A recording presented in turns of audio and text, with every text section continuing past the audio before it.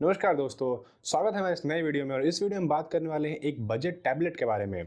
जी हाँ दोस्तों, टैबलेट्स तो वैसे बहुत सारे रेंजेस में आते हैं। मेजरली जो अच्छे टैबलेट्स होते हैं वो बहुत ही महंगे होते हैं। 60-70 हज़ार 50 हज़ार से इनकी स्टार्टिंग होती है। जैसे कि सैमसंग का जो लेटेस्ट S9 सीरीज़ टैबलेट आया था। बट वहीं कुछ सीरीज़ बजट सेगमेंट में भी हैं, 15 हज़ार के भी हैं, 12 हज़ार के भी हैं, 10 हज़ार के भी टैबलेट्स आते हैं, 20,000 के भी टैबलेट्स आते हैं, 30,000 भी आते हैं। उनमें क्या होता है, मेजरली कई सारी चीज़ें कॉम्प्रोमाइज़ रहती हैं। कंपनीज उसमें वो चीज़ें नहीं दे पाती हैं जैसा कि उस रेंज के स्मार्टफोन्स में दे देती है, क्योंकि इसमें स्क्रीन साइज़ काफ़ी बड़ा होता है और वो चीज़ें देनी होती हैं।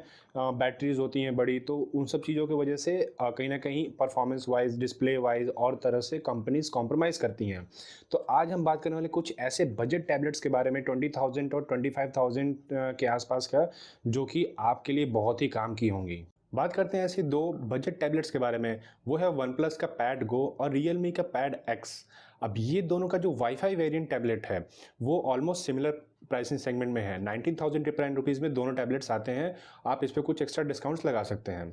अब जो हम बात करते हैं वन प्लस पैड गो के बारे में, तो इसका जो बेस वेरिएंट है, वाईफाई वेरिएंट, ये आता है आपका 8 GB RAM plus 128 GB storage के साथ। इसको आप एक्सपैंड करके 1 TB तक ले जा सकते हैं। इस पर एक्सपेंडेबल स्टोरेज का ऑप्शन है इसमें।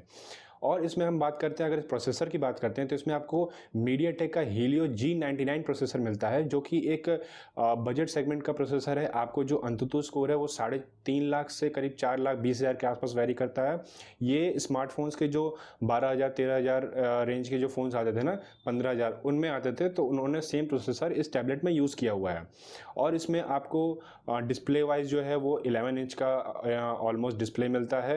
बाकी इस टैबलेट में ऑलमोस्ट सारी चीज़ें नॉर्मल सी हैं, कुछ ऐसा स्पेशल नहीं है। रियलमी पैड एक्स के बारे में बात करते हैं वहीं पे, तो इसका भी वही वाईफाई वेरिएंट 19,999 का ही मिलता है। और इसमें जो प्रोसेसर आता है वो स्नैपड्रैगन का 695 प्रोसेसर है, जो कि बहुत ही फेमस प्रोसेसर है। अगर आप किसी भी स्मार्टफोन को उठाकर देख लें, और ये 15,000 20,000 22,000 के आसपास, तो ऑलमोस्ट सारे फोन्स में यही प्रोसेसर आता है। ये ट्रस्टेड प्रोसेसर है। इसका जो अंतुतु स्कोर है वो 4,20,000 4.5 लाख के आसपास आता है। तो ये एक बजट सेगमेंट का ही प्रोसेसर है। आपको ठीक ठाक परफॉर्मेंस देखने को मिलने वाला है। इसका परफॉर्मेंस आपको जो हीलियो G99 प्रोसेसर है, जो कि वन प्लस पैड गो में है, उससे बहुत ज़्यादा डिफरेंस नहीं मिलने वाला है। बहुत ज़्यादा ऐसा नहीं कि बहुत हाई एंड पे मिलने वाला है, ऑलमोस्ट सिमिलर सा ही मिलने वाला है। बहुत ज़्यादा डिफरेंसेस आपको नहीं मिलने वाले हैं। बट मेजर इसमें एक प्रॉब्लम ये है कि इसका जो रैम मैनेजमेंट है वो काफ़ी कम है। इसका जो बेस वेरियंट है वो सिर्फ 4 GB रैम के साथ आता है, 4 GB 64 GB। इसको आप स्टोरेज को आप एक्सपैंड करके 1 TB तक ले जा सकते हैं, बट जो इसका रैम मैनेजमेंट है वो काफ़ी कम है। वहीं अगर आप वन प्लस पैड गो में देखते हैं तो आपको 8 GB का वेरियंट मिलता है। तो ये डिफरेंस काफ़ी ज़्यादा है। तो मतलब आप जब मल्टीटास्किंग करेंगे ना, कोई भी एप्लीकेशन 4 5 या 10 एप्लीकेशन एक साथ ओपन करेंगे, तो उसमें आपको प्रॉब्लम आएगी, क्योंकि 4 GB रैम जो है आज के हिसाब से उतना सफिशिएंट नहीं है। आज के जो ऐप्स होते हैं बहुत हैवी होते हैं, तो मुझे नहीं लगता कि ये 4 GB वेरिएंट जो है आपका हैंडल कर पाएगा। हालांकि इसमें जो एक रियलमी टैब एक्स जो है, इसमें एक हायर वेरिएंट भी आता है जो कि LTE सपोर्टेड है। वो 5G टैबलेट है। वो आता है आपका 27,999 में। तो वो मतलब काफ़ी ज़्यादा महंगा है, वो वर्थ इट नहीं है। प्राइस का अगर आप देखेंगे 27,999 तो उस प्राइस सेगमेंट में आपको उससे बढ़िया बढ़िया टैबलेट्स मिल जाएंगे। और उसमें भी वो रैम देता है तो 6 GB ही रैम दे रहा है।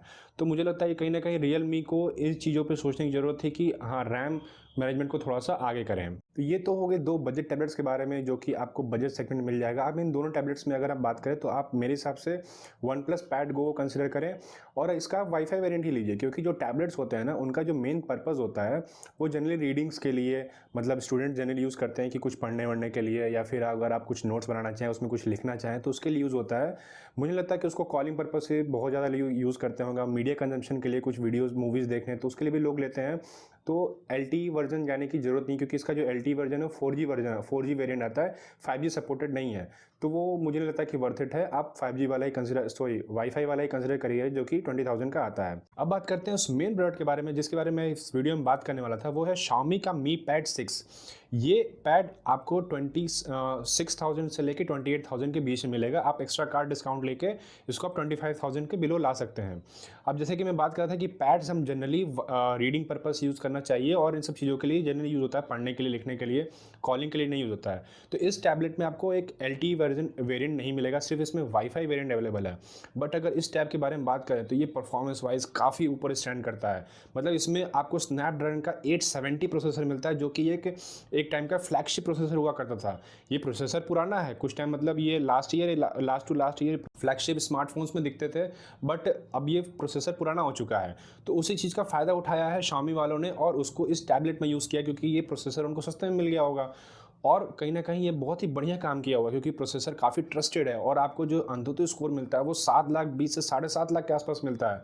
तब परफॉर्मेंस वाइज आपको बिल्कुल टॉप नॉच परफॉर्मेंस मिलने वाला है। इसके अब डिज़ाइन की बात करते हैं इस पैड की, तो डिज़ाइन वाइज बहुत ही स्लिम है, स्लीक है और दिखने में काफ़ी सुंदर लगता है। इसके आप अगर डिस्प्ले की बात करें तो डिस्प्ले आपको 144 हर्ट्ज़ का डिस्प्ले मिलता है, तो आपको स्क्रॉलिंग वाइज बिल्कुल ही लैग नहीं मिलने वाला है। इसमें आपका जो डिस्प्ले है उसकी क्वालिटी भी बहुत बढ़िया है। तो मुझे लगता है कि कहीं न कहीं जो Xiaomi का ये जो Mi Pad 6 है ना, वो काफ़ी ज़्यादा वैल्यू फॉर मनी है 25-26 हज़ार के। और इसमें भी 2 वेरिएंट्स आते हैं, आपको एक 128 वेरिएंट मिलता है, एक 256 जीबी वेरिएंट मिलता है। तो मेरे हिसाब से आप 256 जीबी वेरिएंट लीजिए, जो कि आता है आपका 28,999 रुपीज़। उस पे आप कार्ड डिस्काउंट लगा के, क्योंकि अभी बहुत सारे ऑफर्स चल रहे हैं, आप MI की वेबसाइट पे भी जाके देख सकते हैं, उस पे भी काफ़ी सारे ऑफर्स हैं, तो इसको आप प्राइसिंग को कम कर सकते हैं। और इसमें आपको एक्सटर्नल हार्ड डिस्क का एक्सटर्नल SD कार्ड का सपोर्ट नहीं मिलता है, तो इसलिए मैं 256 जीबी वाला वेरिएंट कह रहा था। बाकी इस पैड में ऑलमोस्ट आपको हर चीज़ें एक्स्ट्रा मिलती हैं परफॉर्मेंस वाइज, या हर तरह से देखते हैं तो आपको जो बजट सेगमेंट है या 30,000 का जो ब्रैकेट है, इसमें जितने भी टैबलेट्स आते हैं उनमें ये हर तरह से आगे स्टैंड करता है। कैमरा वाइज भी इसका कैमरा काफ़ी डिसेंट सा, ये बहुत ही अच्छा आपको आउटपुट नहीं मिलने वाला है as compare to smartphones, but आपका डिसेंट काम कर देगा। और जो टैबलेट का मेन पर्पज़ होता है ना, रीडिंग हो गया या फिर नोट्स बनाना हो गया या परफॉर्मेंस वाइज या आपको वीडियोस देखने हैं या रैम मैनेजमेंट हो गया, क्योंकि इसमें 8 GB का रैम है, वो काम ये बहुत ही बढ़िया करने वाला है। तो ये थी एक वीडियो टैबलेट्स के बारे में कि 25,000 के आसपास या 30,000 से बिलो बात करते हैं कौन सा टैबलेट बहुत ही बढ़िया है, और एक ओवरव्यू बजट टैबलेट्स के बारे में भी जो 20,000 के प्राइस के आसपास आता है। आप बताइए कि आपको वीडियो कैसा लगा नीचे कमेंट सेक्शन में, आपको ये Mi Pad 6 कैसा लगा नीचे ज़रूर बताइए कमेंट सेक्शन में। हम मिलते हैं एक अगले वीडियो में एक नए प्रोडक्ट के साथ, तब तक के लिए